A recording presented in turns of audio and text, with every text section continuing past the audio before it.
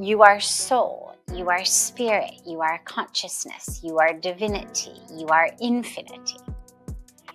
And when we really realize that, that is the truth. The wave is not nothing. This human body is not nothing. It's here, it's made of matter. Cut it, it bleeds. And yet, it's not the highest truth. The highest truth of the wave is ocean. The highest truth of us is soul, spirit, divinity. Even if you never get a job, even if nobody follows you on social media, you are no less whole and full and complete and divine than anyone. If you can remember that, it will keep you grounded and anchored and centered and able to live with joy and with peace.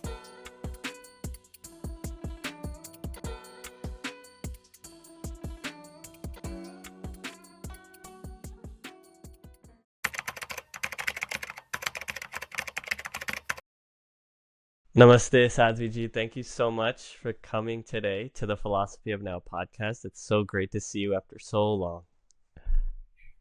Wonderful, wonderful to be together. It's been, I want to say, wait, when was it? 22? I believe I came to Rishikesh and I stayed at Parmarth Niketan. Yes. We were able to briefly meet, but it was still so amazing to be able to be there. Just a bit of a background for the listeners as well. I had the opportunity to speak with you and interview you 2-3 years back, and after the interview, I spoke about how I really wanted to come to India again, and I felt this deep urge to come and just travel. Excuse me.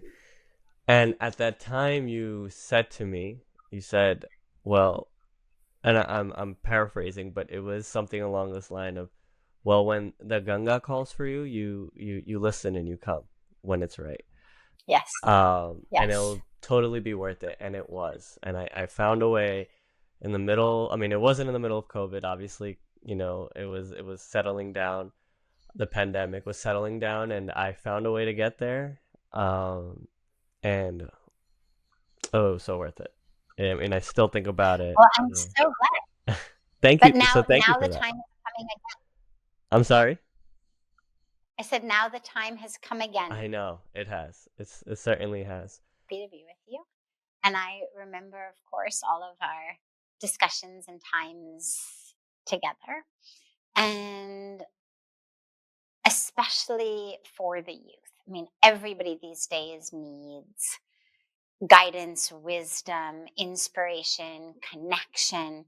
We're being dragged and seduced into so many directions that are not the right direction, that we really do need all of the guidance that we can get, but especially youth. And so for me, I'm always excited, always ready to be there for the youth. So yes, tell me, how are we going to take this journey to our philosophy? So I would love to start, and this is something we like to do with our guests, is trying to get into the right environment, right zone. I'm sure someone like you is probably always in that moment of ready to have such conversations. But for the rest of us, starting with maybe a little prayer from my end, a little mantra, and then also from your end, if you'd be open to sharing with us, that'd be great as well. Sure. So I'll just kick it off with Om Purnamada Purnamidam Purnat Purnamudachyate Purnasya Purnamadaya Purnameva Vashishyate. Om Shanti Shanti Shanti.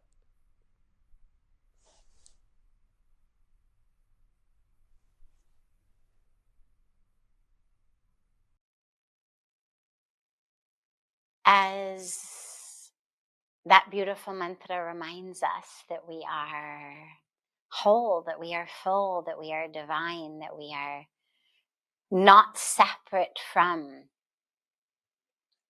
all of creation, that we are not separate from all of existence, that we are not separate from anything in the universe, but that we are actually one with it all, that we are the infinite reality. I would begin with a mantra that prays for the wisdom, the vision, to know that and to remember that, which is the mantra that says, Om Asatoma Sadgamaya Tamsoma Jyotirgamaya Mrityorma Amritam Gamaya. Oh God, lead us from the falsehood of separation into the truth of oneness. Lead us from the darkness of ignorance in which we suffer and bring suffering to others, into the light of truth in which the suffering ends. Lead us from the false identification as this physical body that's born, that has a story and then dies, to the true identification with all of existence, with that which is eternal, anant, purn, infinite. Om Shanti, Om Shanti, Om Shanti.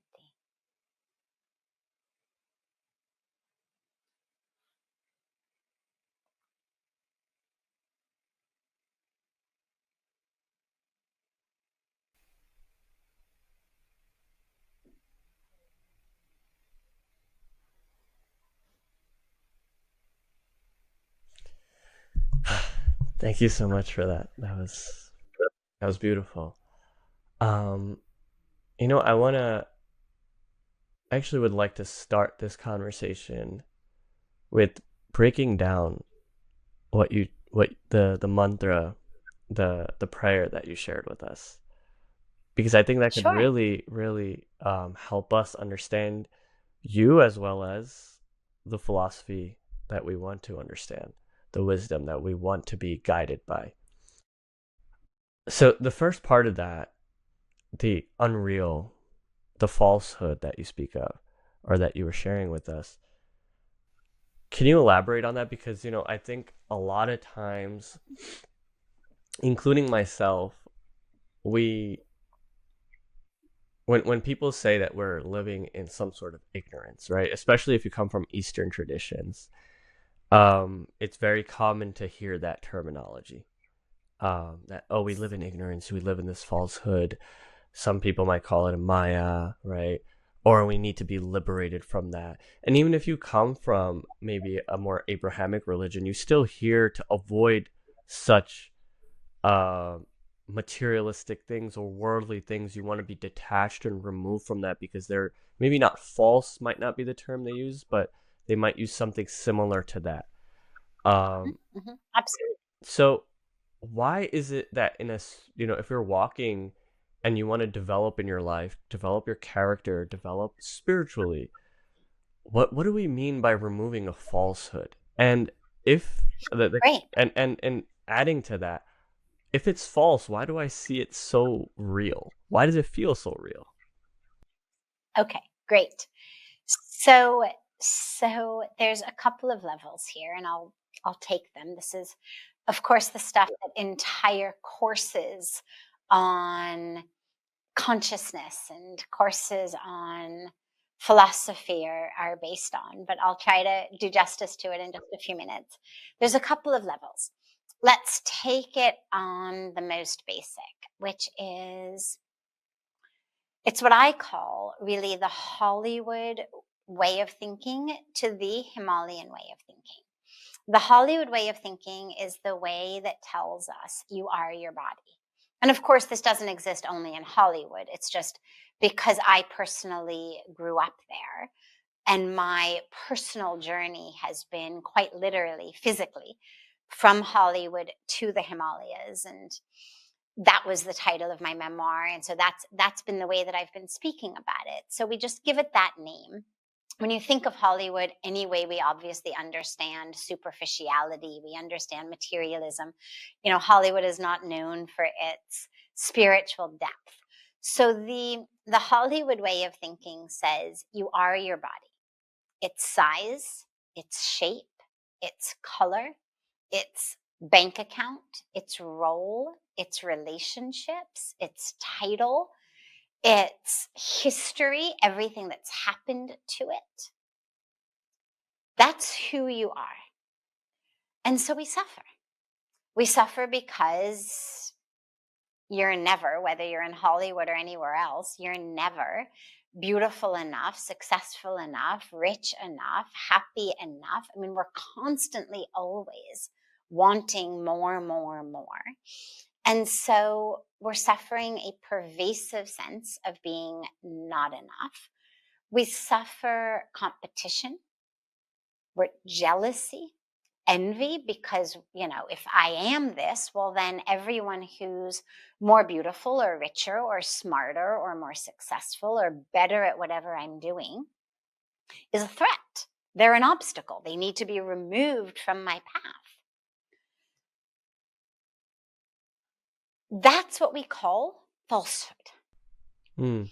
And it arises, now taking a little deeper, and then we'll shift into the truth. It arises, you spoke about Maya. It arises because we identify as this body.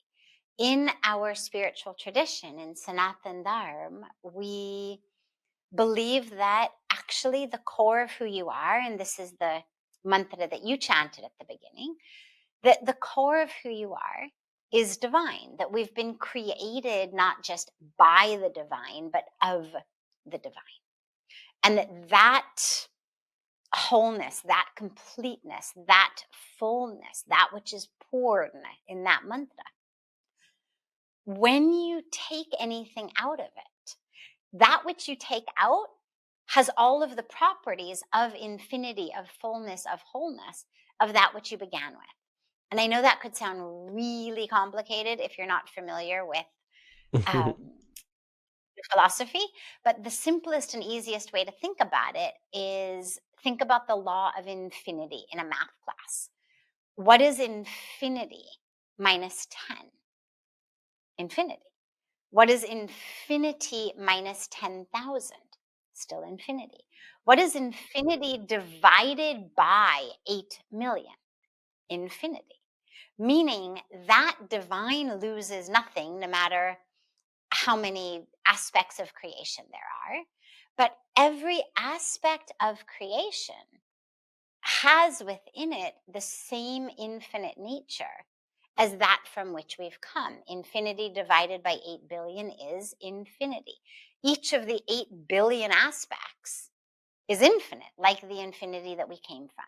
So that's kind of the mathematical way of understanding the mantra that you chanted. But what we believe happens, and the way that we end up in this Hollywood mindset, is instead of identifying as that which is full and infinite and eternal and unborn, never born, never dies.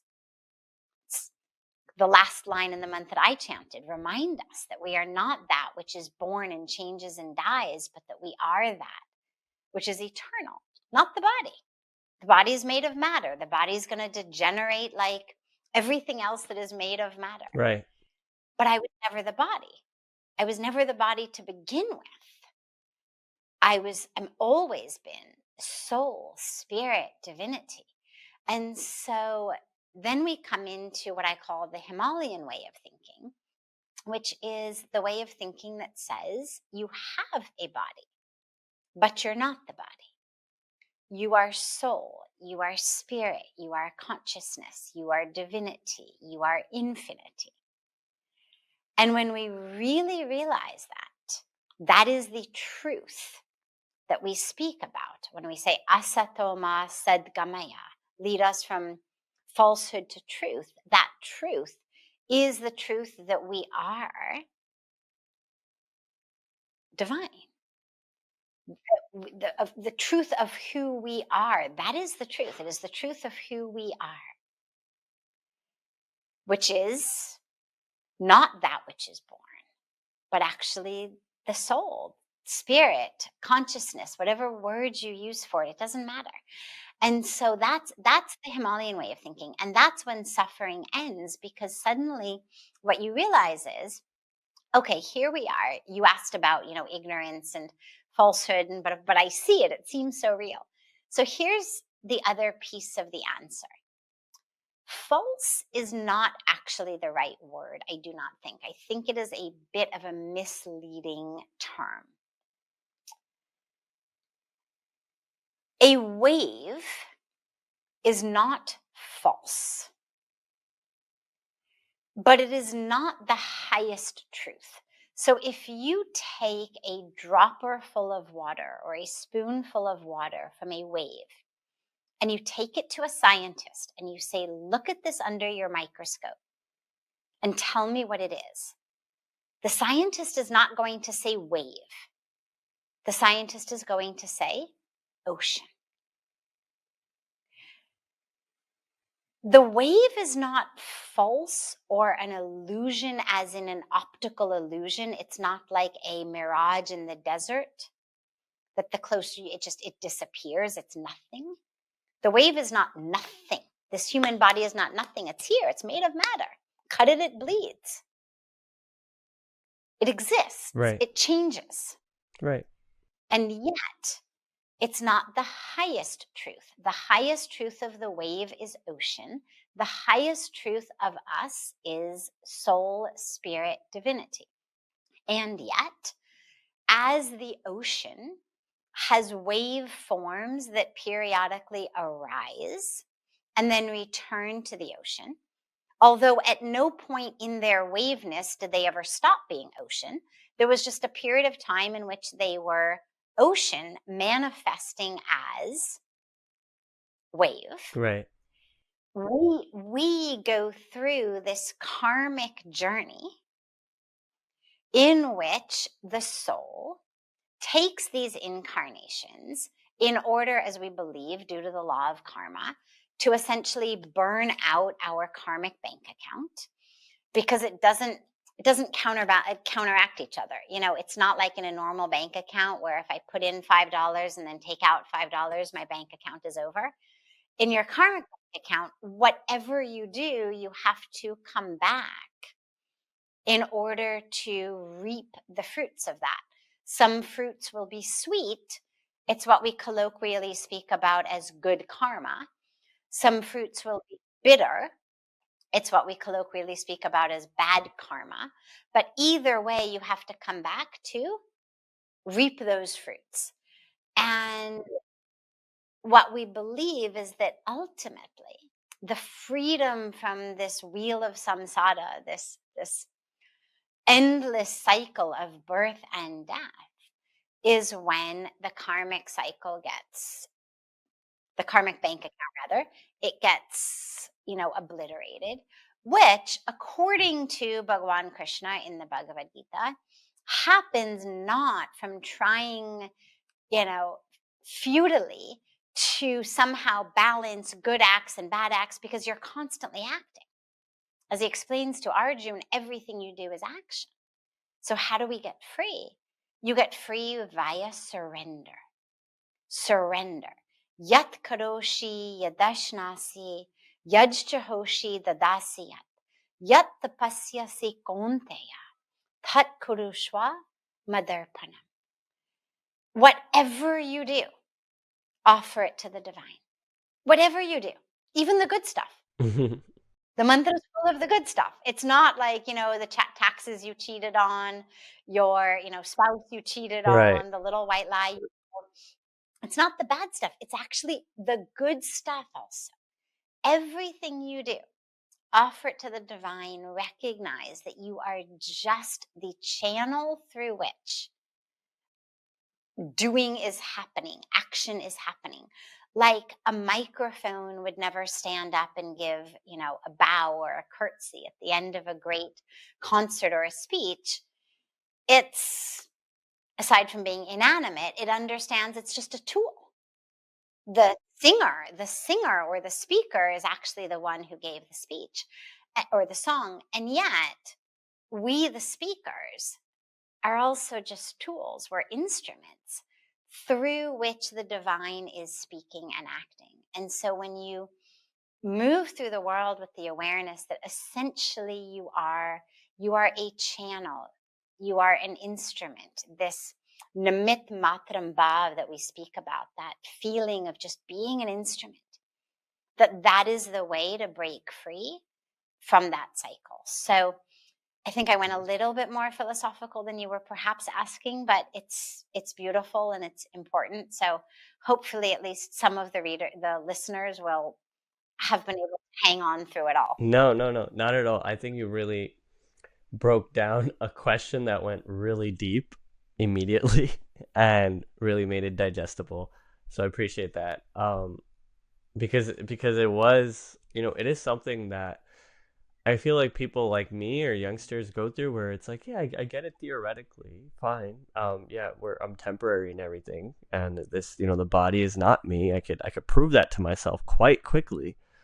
Um, and yet everything feels so real. And so that idea of what actually falsehood means here when we use that word, and even if it's not the best word to use, there's a reason for those metaphors, like the waves in the ocean that we Yeah. get. Yeah. Think about it.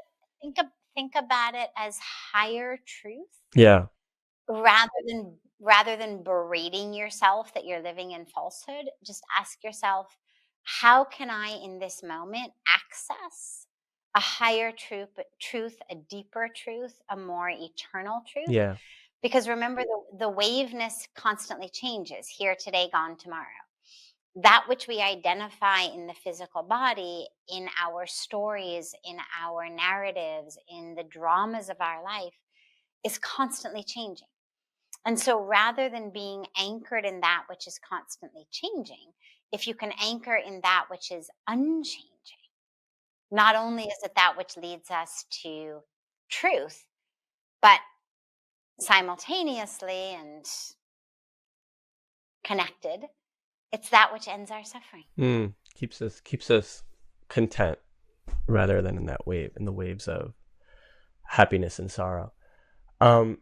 You spoke earlier about your own actual physical journey from Hollywood to the Himalayas, and how we might go through a more metaphorical sense when we speak about it. I want to go back to that. What was sort of that level of ignorance, or that level of that reality check that you got while living in Hollywood that led you to, on this your own journey? I'm taking a little. We're flipping back into those Yeah. pages of your own journey. So I'd love for you to share that with us.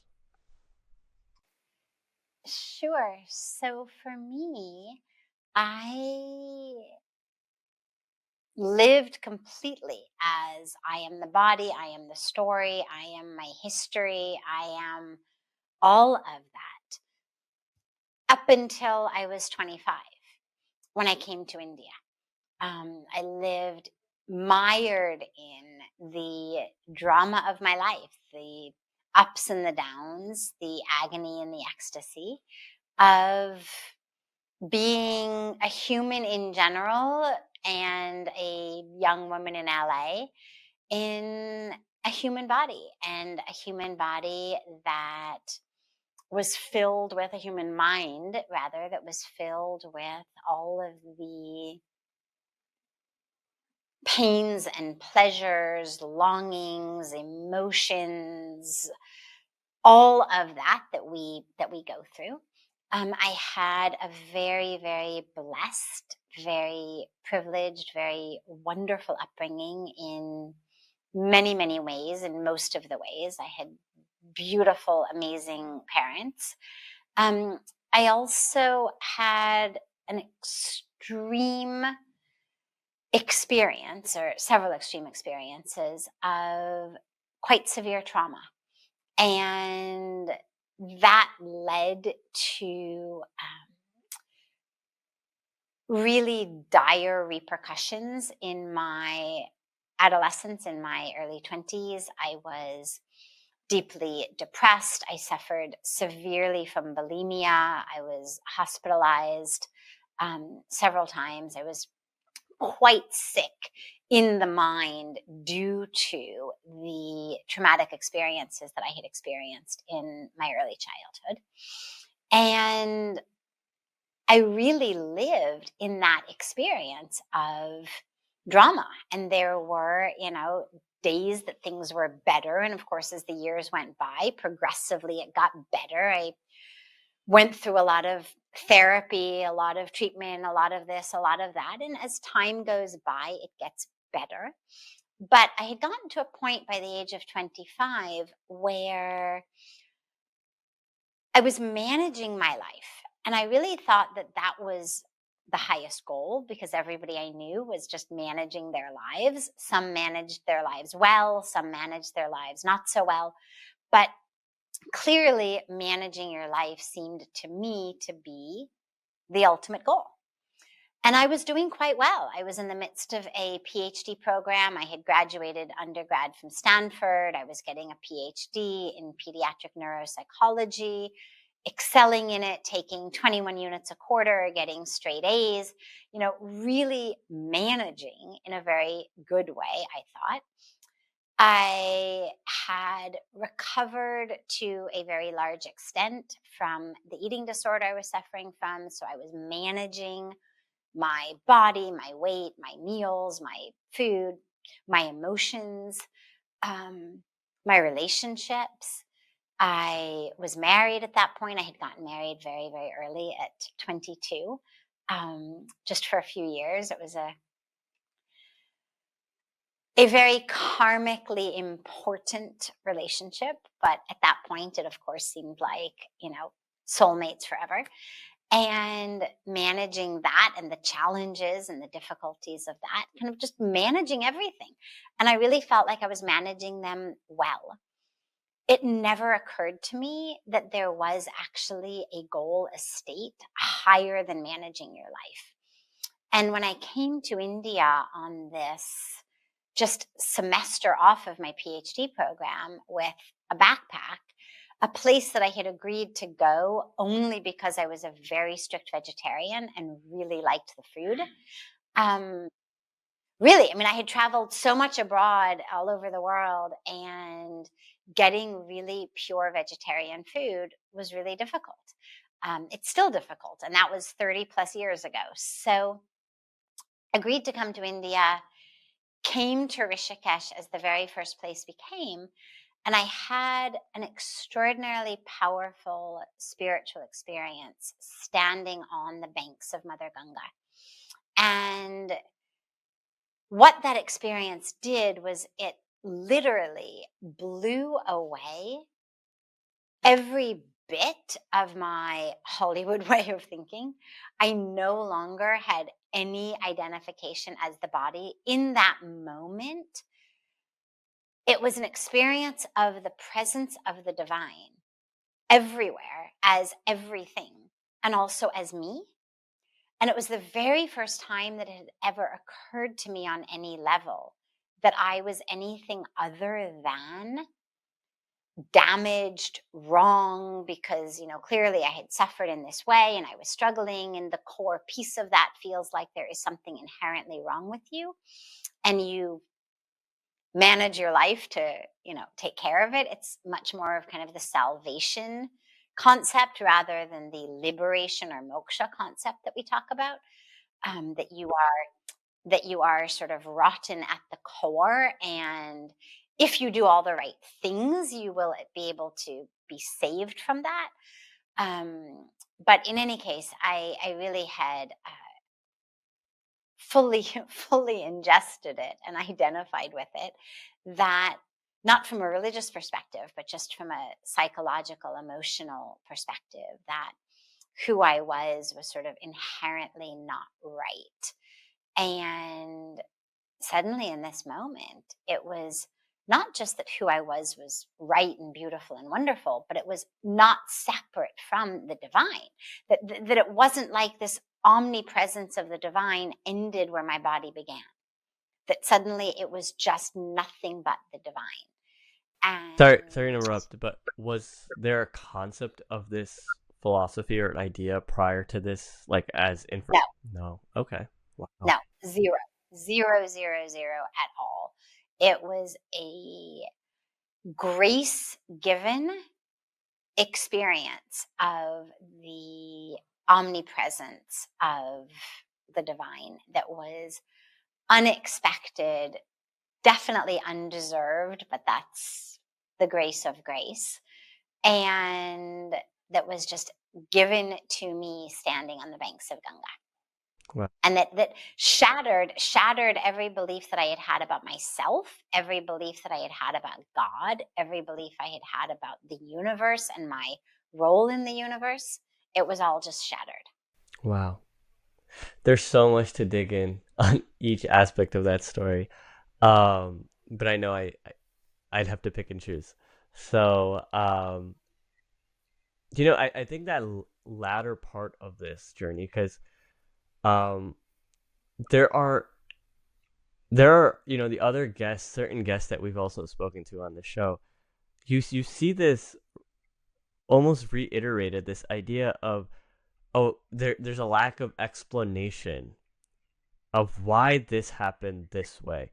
And I'd like to, for example, refer to one of our prior guests. I'm not sure if you've heard of Edwin Bryant, Dr. Edwin Bryant. And he spoke about how he just went on a journey into India in the 70s and was supposed to go to Rishikesh. Someone just told him while he was on a train, oh, this is, Vrindavan. And he had no idea what it was. And he's like, let me check it out. And ever since then, he's been fully a Krishna Bhakt for the rest of his life. And the explanation is just grace and karma and past life. And I want to get to that moment where you're on the banks and you experience something like that. Do you feel I know that it's hard to explain what the reasoning, and there maybe a lack of reason in something like that happening, but the environment, uh, there's a certain level of different energies and different spiritual possibilities that are hidden within an environment and a location. You living in Rishikesh, do you feel that, and do you feel like that's a reality in and itself, that there are things locked in here that can give you? Absolutely. Yeah. Okay. Absolutely. We are energetic beings, and we pick up the energy around us, whether it's something as basic as energy of the sun, whether it's energy of gravity. We pick up energy, light energy, heat energy, gravitational energy. We pick up energy, and we also pick up the presence of an energy that we don't yet, I don't think, have a name for it, but divine energy. And of course, God is everywhere. The divine is everywhere. There's no place that isn't divine. There's nothing that isn't divine. We believe in the absolute pervasiveness of the divine. And yet, there absolutely are places, I believe, in which, due to the energy of the place, that experience of the divine is more accessible than other places. And Rishikesh is definitely a place in which it is more accessible. There is something about being on the banks of Ganga, about being in the lap of the Himalayas, that definitely makes that experience, I think, much more accessible for people. I want to also just speak to the fact of, the modern journey of youth today. If you had a message to give them from your own journey and from your own hurdles, and I think the best thing that I feel like we feel from people like you is relatability and the ability to connect that, no, we're also on this journey and we're also on this path to this truth or to discovering ourselves.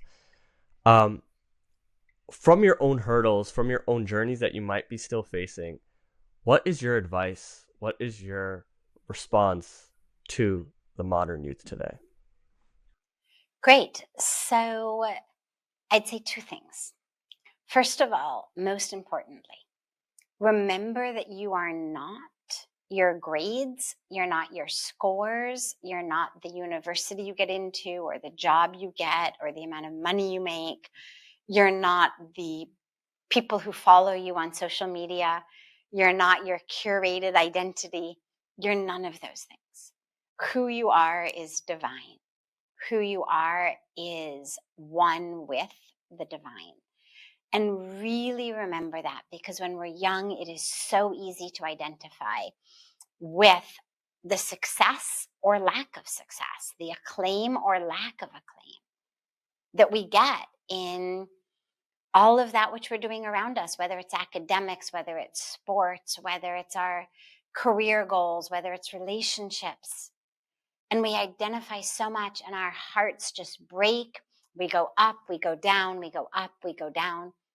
And really realize and remember, you are none of those things. Who you are is divine. Even if you fail every single test that you ever take, even if you never get a job, even if nobody follows you on social media, you are no less whole and full and complete and divine than anyone.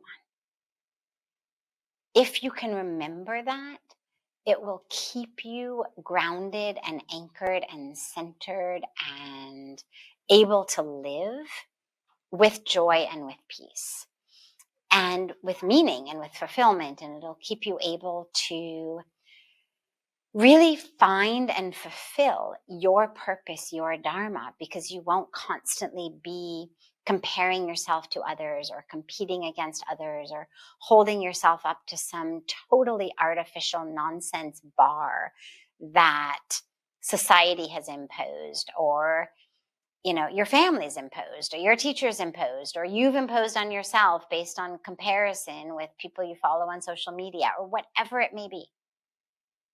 So remember, that's not who you are. And the other piece is that as you focus your life, focus on 4 things, and the rest will all happen automatically. And it's very easy to remember because they all begin with C. Number 1, connection. Connection to yourself, connection to the divine. Whatever religion you may be from, whatever walk of life, it doesn't matter. Any name, any form, any path. It could be God with form, God with no form, God with a name, God with no name. Could be God in the form of the tree in your backyard, but a connection to the divine. So that's the first C, connection. And from connection, we get courage, because you're going to need a lot of courage in the world. You need to be able to stand up and take risks, because there's a lot that's wrong with the world, that we have made wrong with the world, that if your generation doesn't fix, very well may not ever be fixable, with regard to the climate, the environment, the earth, human species, biodiversity, other species. But it's going to need a lot of courage to take risks, because everything that you do basically has to be new, because all of the ways that we did it made the mess that we're currently in. So courage. Number 3, third C, is creativity. From the courage arises creativity, because you're going to need creative solutions. And allow that creativity to flow through you. We think of creativity only as like art or music or drama or poetry. But creativity is just as much there in entrepreneurship, in business, in everything we do. The world needs creative solutions. We need creative ways of living that are in harmony, that are in love, that bring peace to the world, and that allow us to live sustainably. And last C is compassion. Make sure that compassion is a huge part of your life and your practice. Compassion for all, but also compassion for yourself as you walk this journey of courage and creativity. You're going to fall. You're going to fall. You're going to fail inevitably. If you don't fail, it means you're not taking risks. Have compassion for yourself and have compassion for all. That's beautiful. Um, and to the mountaintop question that this show is based on, for us to all learn, what is your philosophy of now that keeps you in the present moment, day to day, when you're facing your own hurdles, when you're facing your own struggles in life? What keeps you focused on your purpose? What is your life mantra in the present moment, your philosophy of now? Life mantra is love. Really. It's my life philosophy is love. There's no problem I have yet to see that love can't fix. From individual suffering, depression, anxiety, loneliness, addiction. It's a lack of love, a lack of self-love, a lack of loving others, a lack of loving the divine, to the conflicts that we're facing in our communities. We are loving only those we consider us, people of our color, our race, our religion, our sexual orientation, our political party. But love, real love is an energy. We spoke about energy. Love is an energy. It knows no borders or bounds. I mean, think about it. When you fall in love, you're nice to everyone. It's not just that you're nice to the person you fell in love with, right? You know, at school or at the office, somebody comes in and they're glowing and everybody says, so and so had a nice weekend. And we understand, right? That glow, the one they love is back home or someplace else. Here they are now in the office at school. But that glow is still there. When you are in love, you're nicer to everybody. You're so much more likely to, offer to do somebody else's work, to leave big tips at the restaurant. Like, it just permeates everything that you do. And so if you can live in love, there is no boundary of us and them. Because love knows no boundaries. Because you can't really love if all you're loving is someone's actions. It's lust. If you're really loving, what you're loving is essence. You're loving content rather than form. And so love breaks borders and boundaries. And, you look at what's happening with our planet. If we were really able deeply to love ourselves, we would be incapable of harming this earth, because we would intuitively experience the awareness that we are one with every tree, with every blade of grass, with every drop of water. But when we are not in real love with ourselves, when we need to have shopping therapy and consumption therapy and eating therapy and drinking therapy, we gobble up the world. When we really are able to experience deep love, we move through the world with it. And it's what brings me home. It's what brings me home to myself. And it's always my internal question is, how can love manifest in this moment? What does love want of me? What is the expression of love in this moment? So those are the questions that I'm always asking myself. That's beautiful. And it's also beautiful to know that you also practice the self-love, and you also ask what love has to offer, what I can offer to love, as you said, an entity of its own that really encompasses life and encompasses our purpose. I know we went over time, but thank you so much for this time you gave us today. Of course, absolutely. I'm so happy to be with you. I'm so impressed to see all the beautiful direction that your life is taking, and looking forward to having you home on the banks of Mother Ganga very soon. Very soon, for sure. Thank you so much. Really appreciate it. Jay, wonderful, of course.